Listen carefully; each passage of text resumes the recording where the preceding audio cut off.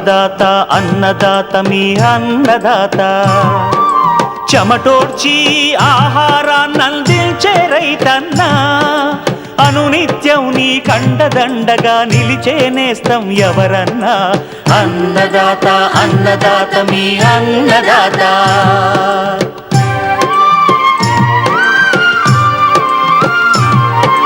నూతన రీతుల సాగుబడికి నూరింతలు పెరిగే దిగుబడికి సూచనలిచ్చే సస్య రక్షణకు పశు పోషణకి శాస్త్ర విజ్ఞానం అందించి ముందుకు నడిపే తెలుగు రైతు భారతదేశానికి మకుటం అయ్యేలా తీర్చిదిద్దే ఆశయంతో మిమ్ము మేలు కొలిపేది అన్నదాత అన్నదాత అన్నదాత మీ అన్నదాత అన్నదాత అన్నదాత మీ అన్నదాత.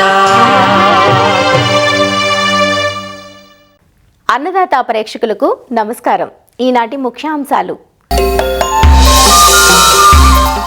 మిరపను నష్టపరుస్తున్న వైరస్ తెగుళ్లు నివారణ చర్యలు, చిలగడదుంప సాగులో మెలకువలు, సీతాఫలంలో పిండి నల్లి కాయ పెరుగుదలకు యాజమాన్యం, ఇంకా జై కిసాన్ వ్యవసాయ సమాచారం.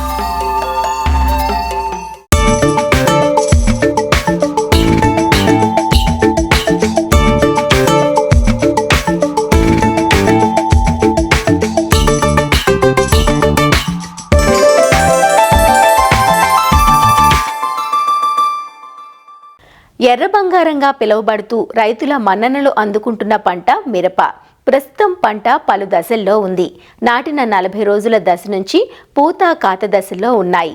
ఇప్పుడున్న ప్రతికూల వాతావరణ పరిస్థితుల్లో అన్ని ప్రాంతాల్లో సాగవుతున్న మిరప తోటల్లో చీడపీడల తాకిడి ఎక్కువగా ఉంది. కొన్నేళ్లుగా వైరస్ తెగుళ్లు విపత్తుగా పరిణమించాయి. ముఖ్యంగా బొబ్బర తెగులుగా వ్యవహరించే జెమినీ వైరస్ తెగులు అధిక నష్టం కలిగిస్తోంది. ఇవి రసం పీల్చే పురుగుల ద్వారా ఒక మొక్క నుంచి మరొక మొక్కకు వ్యాప్తి చెందుతాయి. ఈ వైరస్ తెగుళ్లకు నివారణ లేదు. కాబట్టి ముందుగా రసం పీల్చు పురుగులైన తెల్లదోమ, పేనుబంక, తామర పురుగులను అరికట్టాలి. వీటి నివారణకు సమగ్ర సస్యరక్షణ పద్ధతులను ఆచరించాలంటూ వివరాలు తెలియజేస్తున్నారు ప్రొఫెసర్ జయశంకర్, తెలంగాణ రాష్ట్ర వ్యవసాయ విశ్వవిద్యాలయం వరంగల్ ప్రాంతీయ వ్యవసాయ పరిశోధనా స్థానం శాస్త్రవేత్త డాక్టర్ వీరన్న. ప్రస్తుత పరిస్థితుల్లో అనేక ప్రాంతాల్లో మిరప తోటలో ఈ వైరస్ తెగులు ఎక్కువగా ఆశించి రైతులకు ఆందోళన గురి చేస్తున్నాయి. జెమినీ వైరస్, దీన్ని మనం ఆకుముడత తెగులు అని కూడా అంటారు. బెట్ట వాతావరణ పరిస్థితుల నుండి జెమినీ వైరస్ తెగులు ఎక్కువగా ఆశిస్తుంది. ఈ జెమినీ వైరస్ తెగులు ఆశించినట్టయితే మొక్కల ఆకులు చిన్నవిగా మారి ఈ ఆకుల ఈనెలు ఆకుపచ్చగాను, ఆకుల ఈనెల మధ్యలో లేత ఆకుపచ్చగాను లేదా పసుపు పచ్చగాను ఉంటుంది. మరియు ఆకులపైన బొబ్బర్లుగా ఏర్పడి పడవ ఆకారంలో ముడుచుకుంటాయి. మరి ఈ వైరస్ తెగులు తెల్లదోమ ద్వారా వ్యాపిస్తుంది. ఈ తెల్లదోమ నివారణకు పసుపచ్చ జగురట్టలా ముడుచుకోవాలి. వీటితో పాటు 5% వేపగింజల కషాయం పిచికారీ చేసుకోవాలి. పైరిప్రాక్సిఫెన్ 1.5 ml, ఫెన్ప్రోప్రాథిన్ 0.5 ml లేదా ఫెన్ప్రోపాథ్రిన్ ప్లస్ పైరిప్రాక్సిఫెన్ 1 ml లేదా డైఫెన్థైరాన్ 1.25 గ్రాములు లేదా డైఫెన్థైరాన్ ప్లస్ పైరిప్రాక్సిఫెన్ 2.5 గ్రాములు లేదా డైఫెన్థైరాన్ ప్లస్ ఇథోఫెన్ప్రాక్స్ 2.5 గ్రాములు లేదా డైఫెన్థైరాన్ ప్లస్ ఎస్టామిప్రిడ్ 1 ml 1 లీటర్ నీటిలో కలిపి పిచికారీ చేసుకోవాలి. మరియు గట్లపైన ఉన్న కలుపు మొక్కలు ఈ వైరస్ తెగులకు స్థావరాన్ని కల్పిస్తాయి. గట్లపైన కలుపు మొక్కలు తీసేయాల్సి ఉంటుంది. రెండవ వైరస్ వచ్చేసి కుకుంబర్ మొజాయిక్ వైరస్. ఈ కుకుంబర్ మొజాయిక్ వైరస్ పేనుబంక ద్వారా వ్యాపిస్తుంది. మొక్కలు ఆశించినప్పుడు మొక్కలు గిడసబారిపోయి ఎదుగుదల లోపిస్తుంది. ఆకులు ఆకారం లేకుండా ఉండిపోయి కోనలు సాగి ఆకులు పత్రహరితాన్ని కోల్పోయి కనిపిస్తాయి. పూత కాత ఉండదు. దీనివలన దిగుబడి అనేది గణనీయంగా తగ్గిపోతుంది. పెనుబంక నివారణకు ఎసిఫేట్ 1.5 గ్రాములు లేదా ఎస్టామిప్రిడ్ 0.2 గ్రాములు లేదా ఇమిడాక్లోరోపిడ్ 0.25 ml లేదా థయోమెథాక్సామ్ 0.4 గ్రాములు లేదా ఫిప్రోనిల్ 2 ml లీటర్ నీటి కలిపి పిచికారీ చేసుకోవాలి. మూడోది చాలా ముఖ్యమైన వైరస్ తెగులు మొవ్వుకుళ్ళు ఎండు తెగులు వైరస్. దీన్నే మనం పీనట్ బడ్ నెక్రోసిస్ వైరస్ అని కూడా అంటారు. ఈ వైరస్ తెగులు తామర పురుగు ద్వారా వ్యాపిస్తుంది. బెట్ట వాతావరణ పరిస్థితుల నుండి అధిక నత్రజని అందిస్తున్నట్టయితే తామర పురుగు అనేది విపరీతంగా పెరుగుతుంది. తామర పురుగు పెరిగిపోవడం వల్ల ఈ వైరస్ తెగులు కూడా ఎక్కువగా వ్యాప్తి చెందుతుంది. బెట్ట వాతావరణ పరిస్థితులు ఉన్నప్పుడు నత్రజని వేయడం తాత్కాలికంగా నిలిపివేయాలి. పీనట్ బడ్ నెక్రోసిస్ వైరస్ ఆశించినట్టయితే మొక్కల్లో చిగురాకులు ఎండిపోతాయి, కాండం పైన మచ్చలు ఏర్పడి క్రమంగా చారలుగా ఏర్పడతాయి. ఆకుల పైన నెక్రోటిక్ మచ్చలు ఏర్పడి ఆకులు పండుబారి రాలిపోతాయి. ఉధృతి కనుక ఎక్కువగా ఉన్నట్టయితే మొక్క మొత్తం ఆకులు లేకుండా దిగుబడి అనేది గణనీయంగా తగ్గిపోతుంది. చాలామంది రైతులు పీనట్ బడ్ నెక్రోసిస్ వైరస్ తెగులకి మరియు ఇతర తెగుళ్లకు డిఫరెన్స్ తెలియక కన్ఫ్యూజన్ అయ్యి శిలీంద్రనాశిని స్ప్రే చేస్తూ ఉంటారు. సో వీటి లక్షణాలపైన రైతులకు చాలా అవగాహన ఉండాల్సి ఉంటుంది. నీలిరంగు జిగురు అట్టలు ఎకరానికి 20 నుంచి 25 లేదా తెల్ల రంగు జిగురు అట్టలు ఎకరానికి 20 నుంచి 25 అమర్చుకోవాలి. వీటితో పాటుగా ఫిప్రోనిల్ 5% 2 ml లేదా ఫిప్రోనిల్ 18.5% 1.5 ml లేదా ఫిప్రోనిల్ 80% 0.2 ml లేదా స్పైనోసాడ్ 0.3 ml లేదా డైఫెన్థైరాన్ 1.25 గ్రాములు లేదా ఎస్టామిప్రిడ్ 0.2 ml లేదా ఇమిడాక్లోరోపిడ్ 0.3 ml లేదా స్పైనోటెట్రామెట్ ప్లస్ ఇమిడాక్లోరోపిడ్ 1 ml లేదా ఫిప్రోనిల్ ప్లస్ ఇమిడాక్లోరోపిడ్ 1 ml వీటన్నిటికి కలిపి పిచికారీ చేసుకోవాలి. వీటితో పాటు ముందుగానే మనం పొలం చుట్టూతో 2 నుంచి 3 వరుసల రక్షణ పంటగా సజ్జ కానీ జొన్న కానీ మొక్కజొన్న కానీ వేసుకున్నట్టయితే ఈ రసం పీల్చే పురుగులు తెల్లదోమ కానీ తామర పురుగు కానీ పెనుబంక కానీ తోటలోకి రాకుండా మనం ముందుగానే జాగ్రత్త పడవచ్చు. ముఖ్యంగా పశువుల జొన్న వేసుకున్నట్టయితే ఆకులు కొద్దిగా వెడల్పు ఉండడం వలన గాలికి ఈ రసం పీల్చే పురుగులు అనేవి లోపలికి రాకుండా ఉంటుంది. తామర పురుగు యొక్క కోశాష్ట దశ మనకి భూముల్లో ఉంటుంది. రైతు సోదరులందరూ ఏం చేస్తూ ఉంటారు, పైన ఫోలియర్ స్ప్రే చేస్తూ ఉంటారు. ఈ ప్యూపేషన్ భూమిలో ఉండడం వల్ల వాళ్ళు పైన స్ప్రే చేసినప్పుడు కొంతవరకు కంట్రోల్ అవుతుంది. భూమిలో ఉన్నది మళ్ళీ జనరేషన్ మళ్ళీ తోట పైకి వచ్చి మళ్ళీ వైరస్ తెగులను వ్యాప్తికి తోడ్పడుతుంది. సో రైతులు ఎర్రమట్టి నేలలు అయితే 3-4 రోజుల్లో ఒకసారి ఇరిగేషన్ ఇవ్వాలి. నల్లరేగడి నేలలు అయితే 6 నుంచి 7 రోజుల్లో ఒకసారి ఇరిగేషన్ ఇవ్వాలి. వీటితో పాటుగా రైతు సోదరులు ఫిప్రోనిల్ గుళికలను పంట కాలంలో 2 సార్లు కనుక భూమిలో చల్లుకోవాలి. తామర పురుగు యొక్క కోశాష్ట దశను మనం నిర్మూలించవచ్చు మరియు తామర పురుగును సమర్థవంతంగా నిర్మూలించవచ్చు. ఈ వైరస్ తెగులను వ్యాప్తి చేసే తామర పురుగు స్క్రిప్టోథ్రిప్ డార్సాలిస్ మరియు పూతలో ఆశించే నల్ల తామర పురుగు కన్ఫ్యూజ్ అవుతూ ఉంటారు. 2 తామర పురుగులకు సేమ్ పురుగు మందులు పిచికారీ చేసుకోవాలి. చాలామంది రైతు సోదరులు బయో మందులను ఇష్టానుసారంగా పిచికారీ చేస్తూ ఉంటారు. బయో మందుల్లో ఏ కెమికల్ ఉందో వాళ్ళకి కూడా తెలియదు, శాస్త్రవేత్తలకు కూడా తెలియదు, ఎవరికి తెలియదు. సో ఈ బయోమందులను పిచికారీ చేయడం కంపల్సరీ మానేయాల్సి ఉంటుంది. బయోమందులు పిచికారీ చేసుకున్నట్టయితే ఈ బయోమందుల ద్వారా మన భూమి పైన ఎఫెక్ట్ అనేది చూపిస్తుంది. 1 సంవత్సరము మంచిగా దిగుబడి అనేది వస్తుంది బయోమందుల ద్వారా. 2వ సంవత్సరం నుంచి కానీ 3వ సంవత్సరం నుంచి కానీ మీరు ఎలాంటి పురుగు మందులు, ఎలాంటి కొత్త పురుగు మందులు, మంచి టెక్నాలజీ ఉన్న పురుగు మందులు స్ప్రే చేసినా తామర పురుగు పైన కానీ తెల్లదోమ పైన కానీ పనిచేయవు. సో బయో మందులను రైతు సోదరులు అస్సలే వాడకూడదు. 2వది, రైతు సోదరులు మంచి కాన్సన్ట్రేటెడ్ పురుగు మందులను స్టార్టింగ్లో పిచికారీ చేస్తూ ఉంటారు. అలా కాకుండా స్టార్టింగ్లోనే ఫిప్రోనిల్ కానీ ఎసిఫేట్ కానీ ఇమిడాక్లోరోపిడ్ కానీ ఎస్టామిప్రిడ్ కానీ ఈ పురుగు మందులను స్టార్టింగ్లో పిచికారీ చేసుకోవడము. ఇవే కాకుండా డైమిథోయేట్ కానీ థయోమిథాక్సాన్ కానీ స్పైనోసైడ్ కానీ ఈ 2వసారి పిచికారీ చేసుకోవడం. తర్వాత కాంబినేషన్ ప్రొడక్ట్స్ ఇమిడాక్లోరోపిడ్ ఫిప్రోనిల్ కానీ స్పైరోటెట్రామెట్ ఇమిడాక్లోరోపిడ్ కానీ డైఫెన్థైరాన్ పైరిప్రాక్సిఫెన్ కానీ డైఫెన్థైరాన్ ఎస్టామిప్రిడ్ కానీ డైఫెన్థైరాను ఇమిడాక్లోరోపిడ్ కానీ ఈ కాంబినేషన్లో పురుగు మందులు చివరిగా స్ప్రే చేసుకున్నట్టయితే వాళ్ళకి ఎక్స్పెండిచర్ తక్కువలో అయిపోతుంది. ఇష్టానుసారంగా పిచికారీ చేసుకోకూడదు.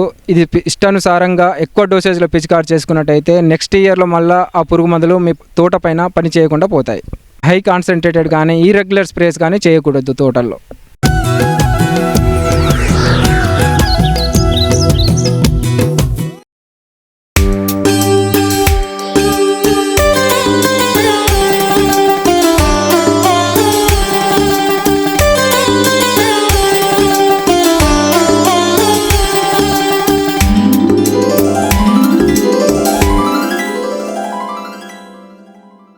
అటు దుంపగాను ఇటు ఆకులు పశువులకు మేతగాను వాడుకోగలిగే పంట చిలగడ దుంప. పోషకాలు పుష్కలంగా ఉంటాయి ఈ దుంపలో. అందుకే ఉపవాసాల సమయంలో అధిక డిమాండ్ ఉంటుంది ఈ దుంపకు. ఎక్కువగా రబీ కాలంలో సాగు చేయబడే ఈ పంటను నీటి వసతి క్రింద దాదాపు సంవత్సరం అంతా వేసుకోవచ్చు.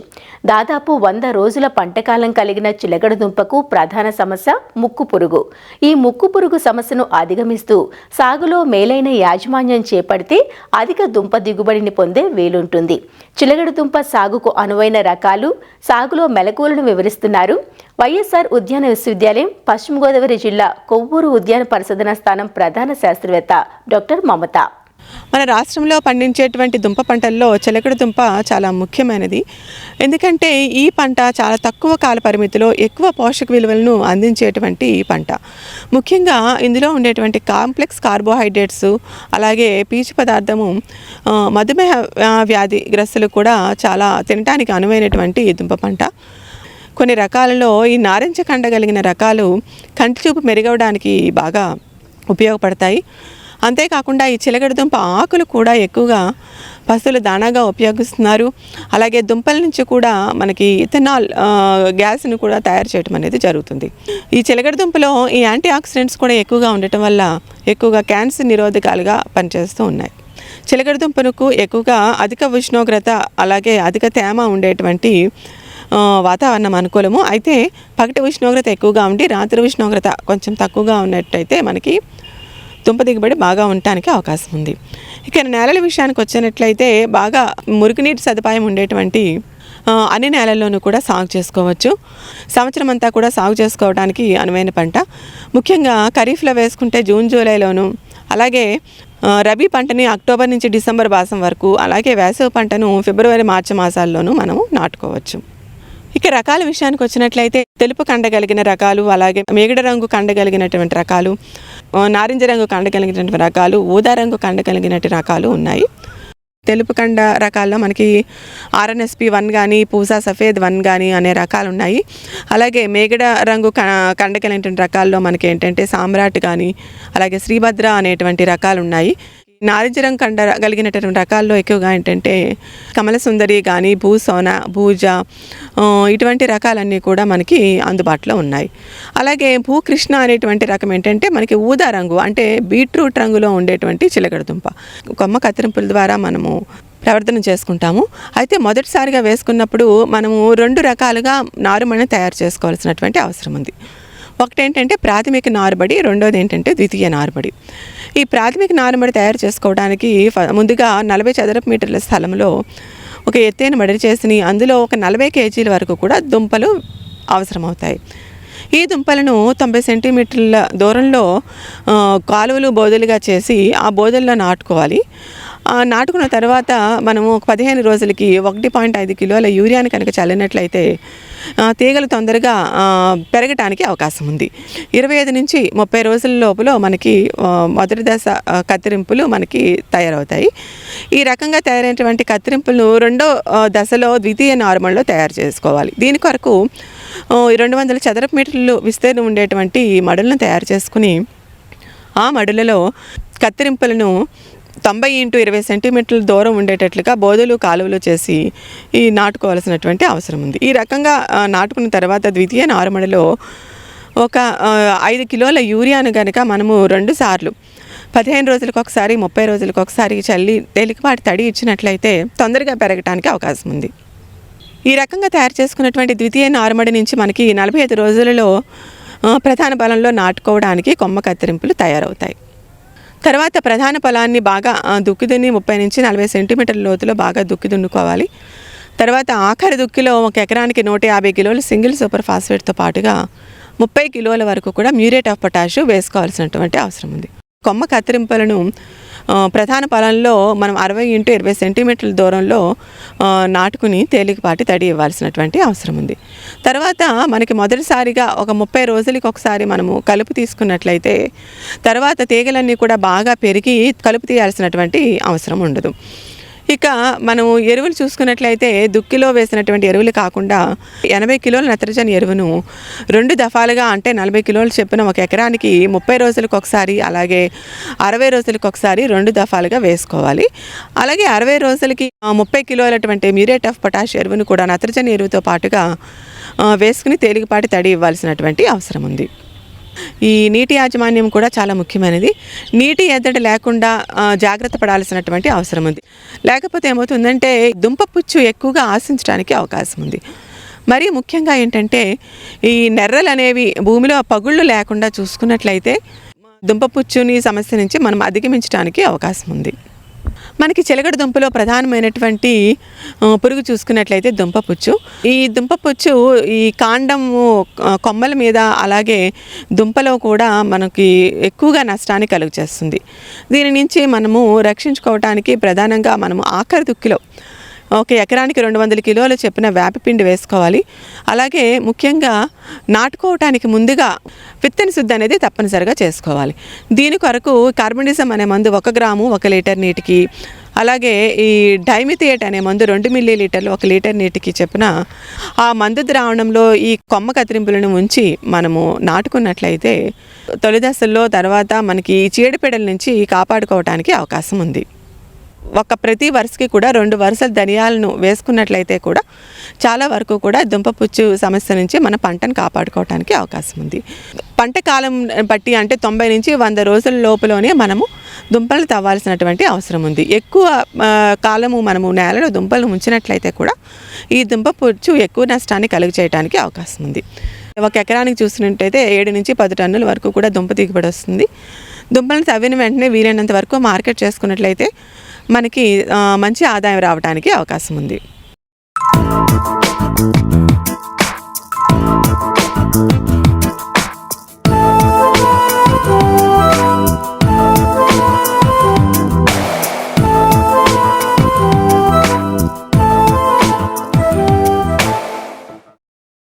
సీతాఫలం ఈ పండును ఇష్టపడిన వారు బహు అరుదు అనే చెప్పాలి. శీతాకాలంలో విరివిగా దొరికే ఈ పండు ఒకప్పుడు అడవుల్లోనే దొరికిన పెరిగిన డిమాండ్తో వాణిజ్య రూపును సంతరించుకుంటోంది. సీతాఫలం ఒక మొండి జాతి మొక్క. తొందరగా చీడపీడలకు లొంగదు. వర్షాధారంగానైనా పెరుగుతుంది. అయితే కాయలు ఏర్పడి అవి పెరిగే కొద్దీ పిండి నల్లి పెను సమస్యగా మారుతుంది. కొంచెం ఆదమర్చి ఉన్నామా కాయలన్నీ పిండి నల్లి బారిన పడి నాణ్యత కోల్పోయి మార్కెట్ చేసుకోవడానికి పనికి రాకుండా పోతాయి. అందుకే ముందు నుంచే అప్రమత్తంగా ఉండాలి.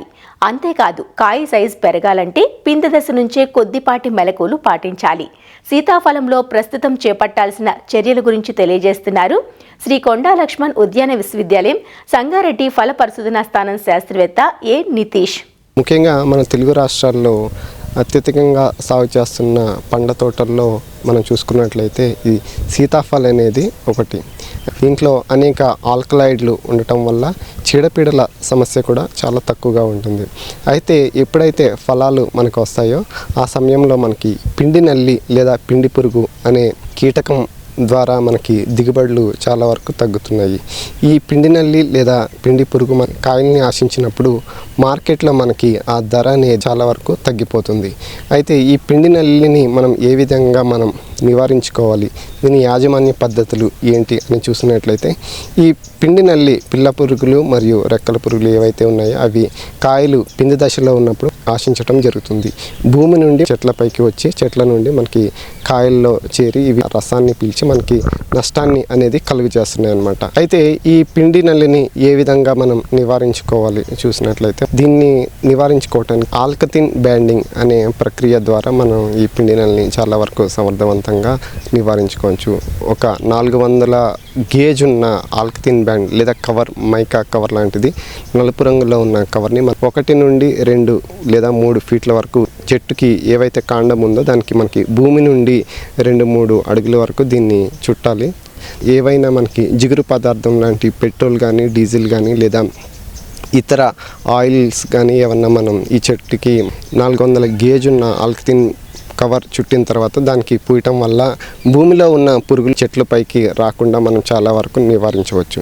ఎప్పుడైతే మనకి పురుగు ఉధృతి ఎక్కువ ఉందో మనకి అటువంటి సమయంలో ప్రొఫినోఫాస్ అనే కీటకనాశిని 2 ml లేదా బుప్రోఫెజిన్ అనే కీటకనాశిని 1 ml లీటర్ నీటిలో కలిపి మనం పిచికారీ చేసుకోవచ్చు.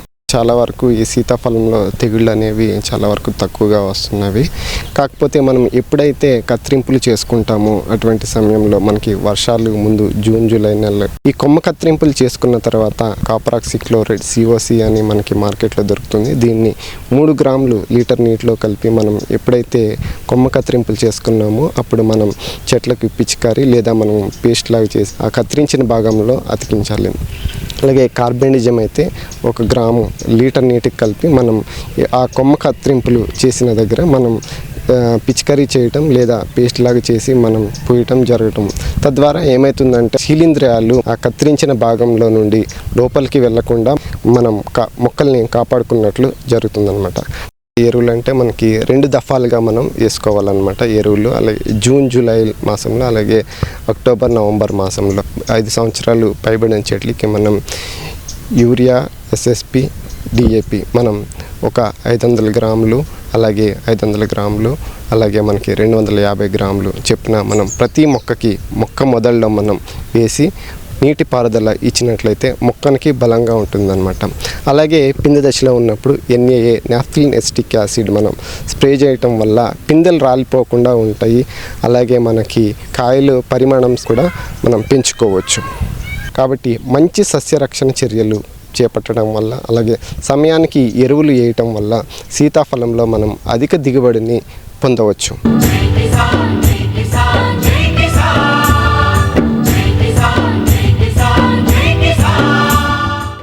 వ్యవసాయ సమాచారం ఇప్పుడు జై కిసాన్లో చూద్దాం. తెలంగాణలో వానాకాలం సీజన్కు సంబంధించి వరి కోతలు ప్రారంభమయ్యాయి. ముందుగా సాగైన పైరు కోతలకు సిద్ధమవుతూ ఉండగా చాలా ప్రాంతాల్లో పంట చివరి దశలో ఉంది. మెదక్ జిల్లాలో వరి కోతలు ప్రారంభమైన నేపథ్యంలో పౌర సరఫరాల శాఖ ఆధ్వర్యంలో కొనుగోలు కేంద్రాలు ఏర్పాటు చేశారు. జిల్లాకు సంబంధించి దాదాపు 480 కేంద్రాలు ఏర్పాటు చేస్తున్నట్లు అధికారులు చెబుతున్నారు. జిల్లాలో వరి సాగు విస్తీర్ణం అధికంగా ఉన్న నేపథ్యంలో కేంద్రాల ఏర్పాటు రైతులకు ప్రయోజనకరంగా ఉంటుందని వివరిస్తున్నారు. రైతులు ప్రభుత్వ కేంద్రాల్లో ధాన్యాన్ని విక్రయించి సరైన మద్దతు ధర పొందాలంటూ సూచిస్తున్న మెదక్ జిల్లా అదనపు కలెక్టర్ నగేష్తో మా ప్రతినిధి శేఖర్ ముఖాముఖి ఇప్పుడు చూద్దాం. మెదక్ జిల్లాలో వానాకాలానికి సంబంధించి పూతలైనటువంటి ప్రారంభం కావడం జరిగింది. అయితే మెదక్ జిల్లాలో ఎన్ని కొనుగోలు కేంద్రాలు ఏర్పాటు చేశారో, అయితే దానికి సంబంధించి ప్రణాళిక ఏ విధంగా ఏర్పాటు చేశారనే విషయాన్ని మనకు జిల్లా అదనపు కలెక్టర్ నాగేష్ మనతో పాటు మరిన్ని వివరాలు తెలుసుకునే ప్రయత్నం చేద్దాం. సార్, మన మెదక్ జిల్లాలో ఎన్ని కొనుగోలు కేంద్రాలు ఏర్పాటు చేశారు, ఎంత సాగు విస్తీర్ణం ఉంది, ఎంత ధాన్యం వస్తుంది అంచనా వేస్తారు? మనకు మెదక్ జిల్లా ప్యాడీకి సంబంధించేసి ఎక్కువగా కాస్ట్ అవుతుంది. 1,02,000 హెక్టార్ల వరకు కూడా భూమిలో ప్యాడీ చేస్తూ ఉన్నాము. ఈసారి 487 మొత్తం కూడా మన కొనుగోలు కేంద్రాలు ఏర్పాటు చేస్తున్నాం. అందులో స్పెషల్గా 100 కొనుగోలు కేంద్రాలు సన్న బియ్యం కోసం, సన్న ప్యాడీ కోసం చేయడం జరుగుతుంది. ముఖ్యంగా ట్రాన్స్పోర్ట్ విషయం చూసినట్లయితే గతంలో మనకు యాసంగిలో చాలా మటుకు ట్రాన్స్పోర్ట్ కానివ్వండి, ఆమాలి కానివ్వండి, చాలా మటుకు ఇబ్బంది అనేటువంటి ఎదుర్కొంటారు రైతులు. అయితే దానికి సంబంధించి ఇప్పుడు ఏ విధమైన ప్రణాళిక ఏర్పాటు చేస్తారు? మనకు జిల్లాలో 2 డివిజన్లు చేయడం జరిగింది. నర్సాపూర్ డివిజన్ ఒకటి, అదేవిధంగా మెదక్ డివిజన్ చేయడం జరిగింది. దీనికి సంబంధించేసి ప్రతి కాంట్రాక్టర్ కూడా సుమారుగా 400 వెహికల్స్ పెట్టడం జరుగుతుంది. దానికి సంబంధించి ట్రాన్స్పోర్ట్ అధికారి కూడా తనిఖీ చేయడం జరిగింది. ఎటువంటి ఇబ్బంది లేకుండా కూడా స్పెసిఫిక్గా ప్రతి కొనుగోలు కేంద్రం కూడా మనకు ఎప్పుడైతే ప్యాడీ అరవైతుందో దాని ప్రకారం తేమ రాగానే ఇమ్మీడియట్గా వెహికల్స్ ఏర్పాటు చేయడం జరుగుతుంది. మనకు ఈసారి సుమారుగా 4 లక్షల క్వింటాల్ ఎంటీస్ వరకు కూడా మనకు ప్యాడీ ప్రొడ్యూస్ మనకు వస్తుంది. మనం కొనుగోలు చేస్తాం. కొనుగోలు కేంద్రాల్లో మనకు రైతులకు ఎలాంటి మౌలిక వసతులు కల్పిస్తున్నారు? మనకు బేసిక్ మినిమం ఫెసిలిటీస్ మొత్తం కూడా ప్రతి కొనుగోలు కేంద్రం ఉంటుంది. ముఖ్యంగా రైతులు ఆరబెట్టడం కోసం కూడా మనకు ఆడ గుంట మళ్ళు ఉంటాయి. అదేవిధంగా వర్షాలను తట్టుకునే విధంగా కూడా మనకు వెదర్ వ్యాపిస్తుంది.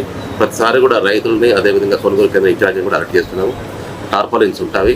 బేసిక్ ఫెసిలిటీలో మనకు షేడ్ ఉంటుంది. ఎటువంటి ఇబ్బంది లేకుండా మనకు DRDA నుంచి ఫ్యాక్స్ సెంటర్స్ నుంచి కూడా మనకు ఉన్నాయి కాబట్టి వాళ్ళకు తగు సూచన చేయడం జరిగింది. అయితే ఇప్పుడు సివిల్ సప్లై కమిషన్ నుంచి ఏంటంటే ఈ రోజుకి ఆ రోజు ధాన్యం తరలించాలని చెప్పి మీకు సూచన చేయడం జరిగింది. దానికి సంబంధించి ఏ విధంగా ఏర్పాట్లు చేస్తారు? ధాన్యం తరలించడం కోసం అడ్వాన్స్గా ఆల్రెడీ మనం కాంట్రాక్టర్స్ కూడా నియమించుకున్నాము. దానికి సంబంధించి వెహికల్స్ ఉన్నవి. ఎప్పటికప్పుడు రాగానే తూకం వేయటం, దాని తర్వాత తద్వారా మన మిల్లులో కూడా ట్యాగ్ చేసుకొని అకాల వర్షాలు ఉన్నాయి కాబట్టి దాన్ని దృష్టిలో పెట్టుకొని ఏర్పాటు చేయడం జరుగుతుంది. దానికి కాన్స్టిట్యూన్సీ వైజ్ కూడా మనం RDOస్ని కూడా మనకు కాన్స్టిట్యూన్సీ స్పెషలిస్ట్గా నియమించడం జరిగింది. ధాన్యాన్ని చాలా మటుకు రైతులు ఏం చేస్తున్నారంటే దళాలకు అమ్ముకోవడానికి ప్రయత్నిస్తున్నట్టు కొనుగోలు కేంద్రాల్లో ఆలస్యం కావడం ద్వారా చాలా మంది రైతులు ఏం చేస్తుంటే తక్కువ ధరకే మనకు దళాలకు అమ్ముకుంటారు. మీరు ఇచ్చేటువంటి సూచన ఏంటి రైతులు? అంటే దళారులకు మోసపోవద్దు. మంచిగా తేవను fair average quality, FQQ quality ఉన్న వాళ్ళు మన కొనుగోలు కేంద్రం తీసుకున్నట్టయితే స్వచ్ఛందంగా మన ప్రభుత్వం మనకు మినిమం సపోర్ట్ ప్రైస్ ఇచ్చుకుంటూ మన మిల్లుకు తరలించి జరుగుతుంది. అంతేకాకుండా ఇప్పుడు చూసినట్లయితే అకాల వర్షాలు అయితే చాలా మటుకు కురుస్తూ ఉన్నాయి. అయితే వీటికి కొనుగోలు కేంద్రాల్లో అన్ని కొనుగోలు కేంద్రాల్లో టార్పాలిన్ కవర్లు అందుబాటులో ఉన్నాయి. మనం ప్రస్తుతం అయితే మనం 35 ప్రతి కొనుగోలు కేంద్రంలో యావరేజ్గా 35 ఉన్నవి.